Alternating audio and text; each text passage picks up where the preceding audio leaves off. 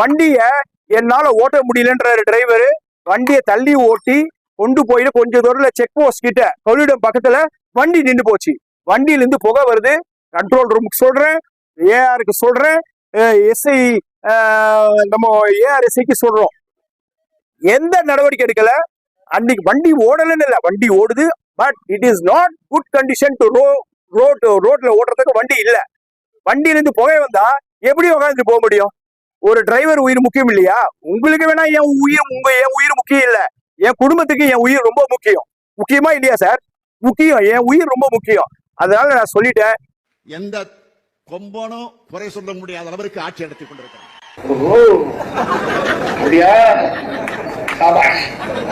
நீ ஒரு டுபாக்கூரு, உன்னை நம்பாதேன்னு இவங்கிட்ட எத்தனை தடவை சொன்னேன். இவன் தான் என் பேச்ச கேட்காம உங்ககிட்ட தான் பார்க்கணும்னு சொன்னான். அதனாலதான் உன்னை டெஸ்ட் பண்ணேன்.